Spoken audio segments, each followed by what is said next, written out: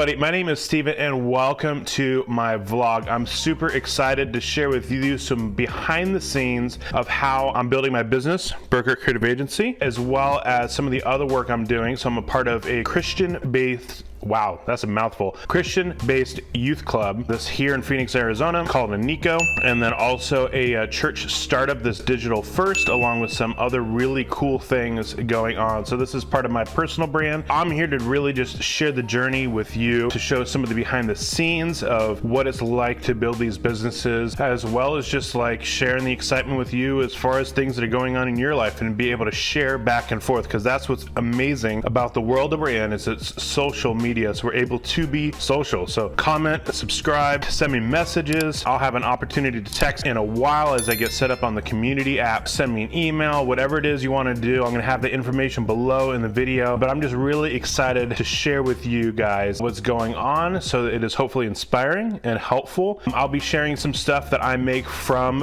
Burkhart Creative Agency, such as my Death to Vanilla podcast, where I interview amazing guests in the marketing space that are sharing their perspective from their industries and how they do marketing, that you can learn and apply to your own, because some of the best ideas come from outside of our circle. In addition to that, we have the Smack or Whack show that is a part of my personal brand, and that's super exciting. So my co-host Rylin, who's also my content manager, is on that show, and we watch 3 different videos. One that's a pick from you guys, and then 2 that we pick. They're TV commercials that have been played from the dawn of time till recently, and we sit down, we watch them, and we evaluate them in real time and share our perspectives as video producers, content marketers, so that way we can learn more on how to create better videos, and you can as well. And so I'm excited to have you along on this journey, and we'll be sharing these weekly as best we can, as long as the client load allows. So I'm excited to have you along. Thank you so much for being a part of this.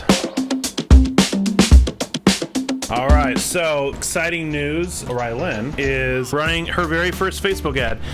Rylin, tell me how you feel. I'm nervous. I'm excited. A lot of emotions going on, but yeah, I think that pretty much sums it up. What makes you qualified to run a Facebook ad? Doing the courses like 3 times over. Right, so yeah, super obnoxious. So Rylin's like an A+ student, and yet the Facebook quiz seems to be a little challenging. So I don't know what's up with that. Pretty embarrassing, but actually Facebook's been really terrible. So they scheduled this meeting, right, to do reviews on the quiz, and they like just didn't do it, and they didn't explain why it didn't happen, and they didn't reschedule it, so she had to go do it herself. So that's exciting. But anyways, super excited. I just want to share with you guys that we're running an ad currently. It's actually, it needs to get approved first, but we're doing a cool A/B test where we're going through and showing 3 or 4 different headlines. Well, how many pieces of content are we doing?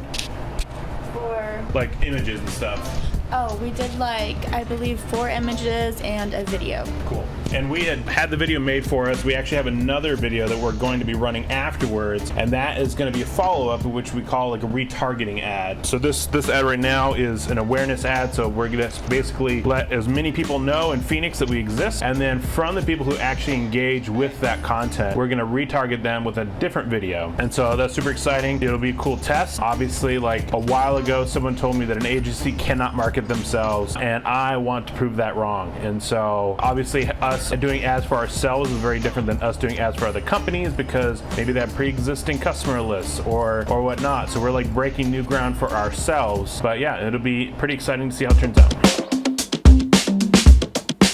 Hey guys, so it is Friday. Had some setbacks today. So I had 2 different meetings. One was a shoot that ended up falling through. That was for King City, which is the church plant startup that I'm a part of, like a creative director role that my company Burkhart Creative Agency has been hired out to do content for. And the other was some prospective people for Nico, which is a Christian-based youth club here in Arizona that I'm also a part of starting up in a creative director role as well. So unfortunately, both of those things fell through today. And so what I wanted to talk a little bit about is just not necessarily resiliency, but just dealing with setbacks, right? And so we all have different setbacks. Some of them are really major, like maybe you have a situation where, you know, your company gets sued, or you have a situation where a really key employee quits or gets fired. Maybe you have a situation where, you know, I've heard of this happening before, where like maybe you're running advertising for your business and someone forgets to turn it off, and you end up spending hundreds, if not thousands of dollars extra on advertising that you were never intended to do, especially if you were turning it off because it wasn't working, right? And so we all experienced setbacks. Today was canceled meetings, which is really frustrating. It makes me feel like I wasted my time, because I did. I was able to get some other stuff done in the meantime though. But one thing that I've been realizing just in general is there's kind of like this culture of pretending like things don't affect you, and I don't think that's healthy, right? Like people are like, oh, just like pick yourself and keep moving, and that's totally true, but it kind of ends up arriving on this point where it's like you kind of like pretend like nothing's affecting you, like, but it is, right? And it is frustrating. I feel frustrated. It does make me less motivated to move forward, and I think there's a difference between like pretending something doesn't affect you and fully experiencing it but choosing to move forward. So me shooting this video is me choosing to move forward. I don't feel better about it, and I'm not sure how much more I'm going to get done today because the frustration is a drain on my energy. However, and it's not the end of the world. Let's be honest. Like, my frustration in the grand scheme of things is like small potatoes compared to what other people deal with. And so I got to keep perspective and realize that yes, life still goes on, but I can fully experience the emotions of the frustration or whatever it is that's happening for you specifically.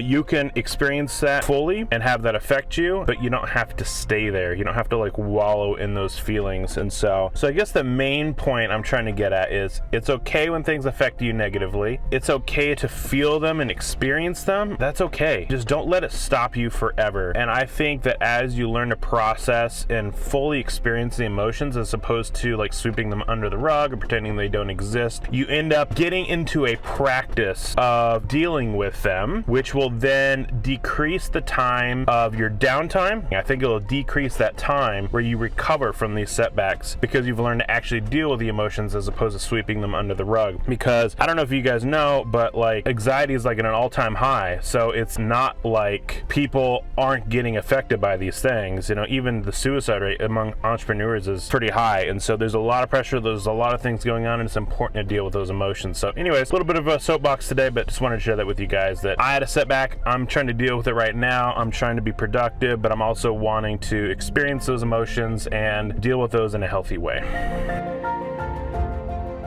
So with my business at Burkhart Creative Agency, a lot of times I spend my time talking to CMOs and other entrepreneurs and leaders within the marketing space. And one thing that I really admire is people who have really well thought out ideas. And what I think I've become to realize is I think some of the greatest thinkers of our time are not necessarily smarter, but they spend more time thinking. So, I don't know if you're an entrepreneur or if you're a CMO or just like a leader in your space. I would challenge you to spend some more time just thinking. It seems so obvious, like, of course you gotta be thinking, right? Duh. However, we live in a society that has just this crazy pace to everything that we do. And we really don't get a chance to sit around and just think. And there's something about the pressure of our lives, the pressure of going from this to that to something else and constantly checking our phone and stuff like that. Like, our brains literally don't get a chance to decompress and actually just process information. You've probably experienced this, if like say you exercise or, go on walks. You have a problem, you go on a walk, and during the walk you're thinking about literally everything else but that problem. And yet when you come back, you're able to figure it out. And it's because your brain has this opportunity to decompress and process. And I just don't think as a society and as leaders we do that enough. And the thing is, as leaders, it's our job to continue to see the next steps and be able to see the destination that we want to head and be able to guide our team down the road to get there, right? And so it's up to us to see the curves and the bends, the challenges, the valleys, the hills that we're going to go across on the way to our destination, whatever it is that is. And if you lack a destination,